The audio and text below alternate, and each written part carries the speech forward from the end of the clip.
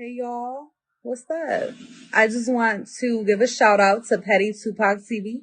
Make sure you go smash, like, and don't forget to subscribe. For real, for real. Who was Erie Adams to the street? Ponytail, aka Ponytail, He was the guy who took over when Demetrius left. and allegedly he got Demetrius plugged. Yeah, he got You it. know how that came about? Oh, when you say Unc, Unc introduced him, Curtis Malone, hmm and then through gambling and all that type of stuff. with a name like Ponytail, I was told he was a hairdresser or whatever. Was he like real feminine with curly Man, hair? he Like, wasn't no hairdresser. Whoever told you that was capping. oh, Juice told me he owned a bunch of salons and he did He hair and did, stuff. but he wasn't no hairdresser. He just owned the salons. He got shot up Oh, at one okay. of his salons. Oh, damn. Do you know what the situation was around that? Uh, I heard that had something to do with the same people who had something to do with I mean, I heard it had to do something with the same situation that Demetrius was dealing with. You know what I mean? The same situation. Did they ever find out who killed Demetrius Holloway in that hospital? Now that wasn't Demetrius got killed in the hospital. That was Maserati. Maserati. Yeah, Maserati. Yeah, that. Yeah. Did they ever Uh, find it? I don't know. You know what I'm saying? If they found out, I think I guess on some documentaries, so they say different people did it or whatever. You hear a lot of shit in the streets, but I don't know. Was that a common thing with people getting killed in the hospital? No, but it wasn't uncommon. I put it like this: with the level he was on, for somebody, if they wanted to take over his situation, do something like that to go to that measure, because it would be they might feel like it's worth. I can understand why somebody would do something that was uncommon in that situation to him. Not that I'm Mm-hmm. agreeing with it, okaying it, or nothing, but I'm just saying I can understand why somebody would try to do that if they was trying to make a move for his spot or whatever. Was was Meech and Maserati? Was they really like that, or was they hustlers? No, they was like that. They was like that. Both of them wasn't no, they was like that. They was like that from what I know and what I hear and what I witnessed. They was like that. Have you heard about Cliff Jones? Yeah, I know I him personally. oh, you do? Yeah, I bruh. I ask, I know, bruh. I ask people. Well, one other not people, but one other person. Was he more scantless Remember than I Bush told you I Jones? hung down there on my lid in the boulevard. That's his hood. Oh, really? Okay. Okay, but yeah, you go here. Was he more scantless than Bush Jones? I don't know because I don't really know Bush Jones like that. But I can tell you what, this was what I heard. When they indicted him, when the feds indicted him, they said the car dealerships made a lot of money. Because they said everybody was playing broke when he was around when they bought their new cars the second they knew he was gone. Damn. So they said the car dealerships made a lot of money. Everybody who was like, oh, that nigga, people was putting out there, I'm broke, I'm finished. Because they didn't, Mm-hmm. they didn't want that problem. You know what I'm saying? What can happen in a person's life to from the stories I hear? What can happen in a person's life to make them that type of way, like Cliff Jones was? That a backdoor you, manipulate you, give you the drugs, then rob you. What makes a person like that? Now I heard all these stories, but I'm not gonna say they true or not. I'm like I said, I got a lot of respect for bruh. You know what I mean? So I'm not gonna say they true or not, but I'm gonna say this. What would make it's just the game. That's why the name of the streets is the game. It's just the game that you playing. In prison and shit like that, it can make a person bitter. When them guys done sat down for 15, 10, 12 years, a lot of them, and this, that, and other, and they come home and they like this pussy motherfucker right here, like the motherfucker. What's the song? Damn, he got a song out. Life. Jenny's got. They riding around with these 24s and they bada. I'll be robbing these guys or whatever. When you really listen to his whole song, it's the truth. They come home and they like, man, this guy's not even cut like this. You know what I mean? So they gonna apply the pressure. You know what I'm saying? If that's what they say, Mm-hmm. I'm not saying he do. I'm saying this is how the streets is. Whoever do it or don't do it. That's how it really is.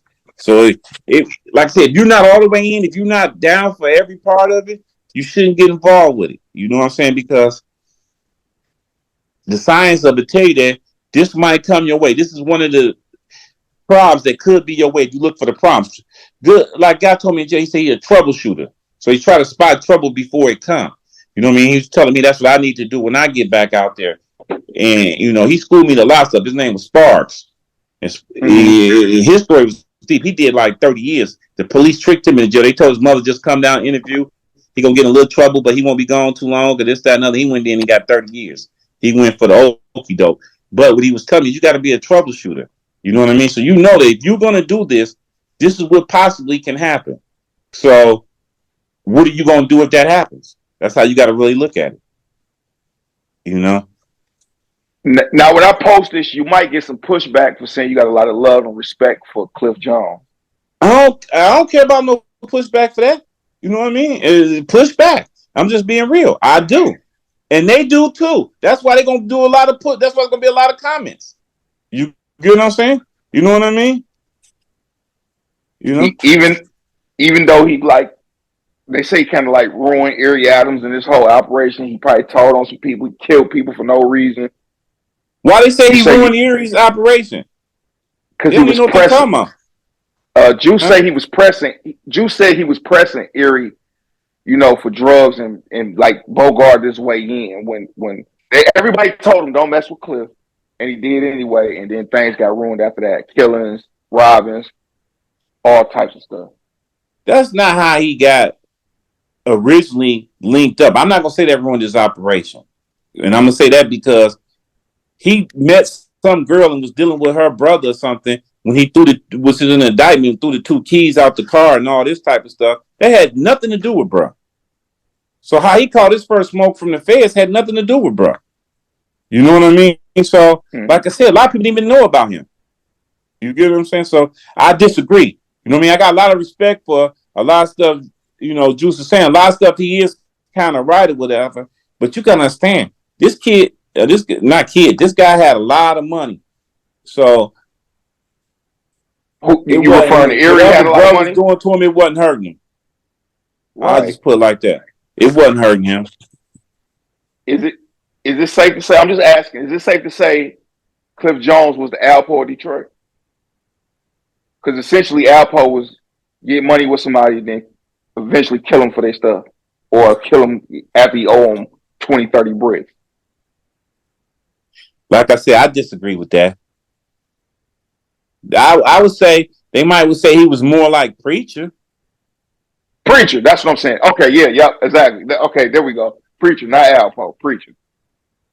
Okay, I would say he was more like Preacher. You know what I'm saying? Than Alpo. Mm-hmm. You know what I mean? Because you know that's my opinion. From what you know what I mean. That's how I see it. Alpo was just a total snake. You know what I mean? I don't see bro like that. Bro had some love for some of the people that was with him. You know what I mean? Everybody with him wasn't getting backdoor. A couple people do. But you got to understand, when you deal with a person like that, you must maintain a high level of respect for him. If he sees that you're losing respect for him, you're putting yourself in danger because you become a threat now. You don't have the love or the respect that you once had. And sometimes people will get cocky and openly not give a person, certain people you're supposed to give a certain type of respect to. That's just how it is. You know what I mean? Like, it's people that I'm sure when they see Bush Jones, you know, they're going to give him a certain level of respect. You know what I'm saying? You know, it's just certain people, they can say they want to say about these guys. You know what I'm saying? I'm not saying nothing about, I'm saying the stories that are told and what's in paper, but I'm saying some of these guys, you got to give them their respect, man. You know what I mean? Whether you agree with what they did or don't. You know what I mean? You're not God. Let God be the judge. But I'm just saying, they've earned their respect if you understand what some people say might have happened because of them. I'll put it like that. During your time in the streets, have you ever sat back like and looked around like, damn, these guys at the slightest disrespect, the slightest mistake, the short on the bag, these guys would kill me. Did you ever be like, damn, it's not what I want to be around? Kind of like.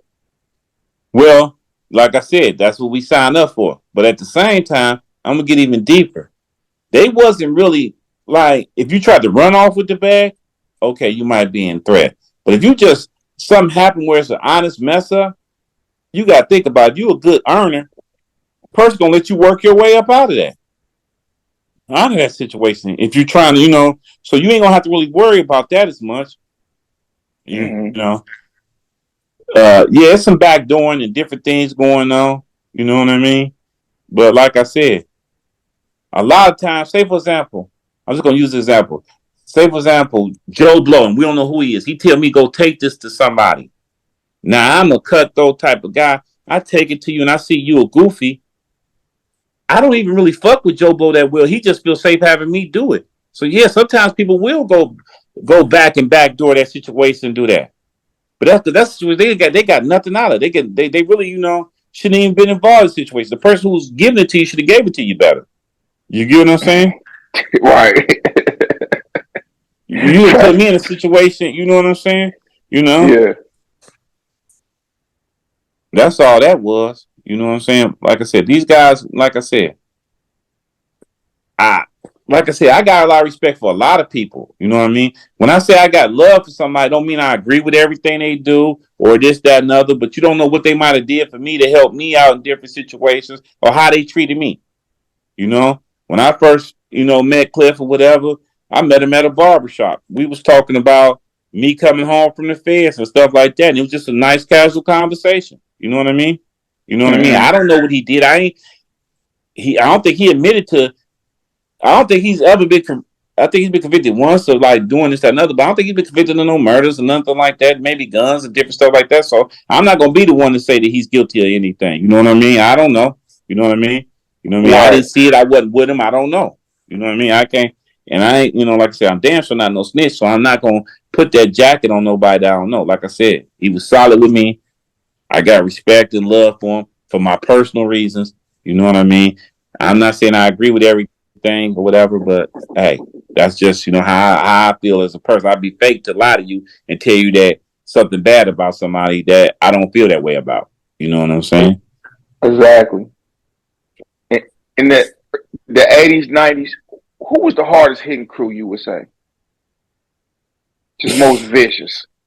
I say it changed every week, meaning that once the feds take a few guys away and different stuff like this and money and there's a lot of factors that play in it. But the same group, the friends, which is 2020. The friends, a lot of them was 2020. You know what I mean? So they started 2020 and end up some of them friends, shit, Bruce and all that. I would say, and then like I said, Cliff now. You know what I'm saying? You know, them was the two crews that I would say on the east side that I knew about that was like, like that from my area. I But remember there's the a lot of name crews all over Detroit like that. Right. I remember the name Bruiser being in my comments. Who was Bruiser? Another hustler who was cool with the friends and this, that, another guy who was getting money off the east side. He was the leader of 2020. Okay. That was the leader from what I understand. You know what I'm saying? So yeah. Did you ever run across like Rock and Reg or heard of them, anything like that? Yeah, I heard. I mean, you have to hear them guys if you're on the east side. You know what I Mm-hmm. mean? One time I was making some money somewhere, and some people came by and knocked on the door, and basically was like, "Hey, man, we gonna need this. So and so sent us down here. Y'all basically can go, or we can figure it out another way." I'm talking about 15, 16 years old, so we had to go. We was not prepared to do nothing. So they win. You know what I mean? We Right. walk away. You know what I'm saying? Exactly. So yeah, you heard about them for sure. I I told you heard. this too. My cousin, which I didn't know, was his best friend. Him and Boogaloo. My cousin was their best friend. You know what I'm saying? I'm not Damn. gonna say his name because I don't want. He was a square. He went to school. He graduated, got a master's. He wasn't nowhere in the game. He never did nothing to nobody. But he was their best friend. He grew up on the same block they grew up on, a few houses down from them. And they used to buy him pellies and clothes and everything and tell him they would fuck him up if they caught him doing anything wrong because he wasn't cut like that. You know what I mean? So, like I Mm-hmm. said, people gotta have respect. Like they said, these guys is all this, that, and other bad, but look at some good they did. They had a friend that was in school that they wouldn't even let get involved with nothing wrong. Damn. You know what I'm saying? And still would buy him clothes and jackets and all types of shit. You know what I mean? Just because. Because when I told him that, I thought I might have a little problem with them and this, that, and other about that marijuana situation, he was like, man, you don't remember when I had them pellies and all that type of stuff? And I'm like, yeah. He said, who you think was buying it? I was like, I don't know. He's like, them. They're my best friends, man. Why didn't you call and tell me? I said, you never told me this to today. I didn't know. Right. I had no idea. You know what I'm saying? Like I said, he was a square. He was no type of, ain't never sold a dime bag. You know, we don't even smoke or use drugs. That was just somebody they grew up with before they even got in the game, playing with kiddie friends who they had a love for. Where was the integrity lost where the man would tell you go to school and you can't touch a bag or take you home to your mom and tell her what happened to that integrity? What was it? Drugs ruined it. Like it's not like that no more. You don't Drugs, put that bag in your drugs hand. ruined it. Crack ruined it. Crack ruined it. It was still like that when heroin was the main thing, but once crack came out, it destroyed the black community. It did the desire that they set out to do when they formed the plan 20 years before they put it out. When they was just testing it in laboratories on rats and mice and all this type of stuff. They knew what was coming our way. They knew what they was going to do to us. Right. You know what I'm saying? They was finna, too many of us would get educated, going to school, doing too much stuff, getting too advanced. So I'll tell you, this is the analogy they gave me. If you give a starving person a cracker or a steak, the cracker gonna taste just as good as a steak.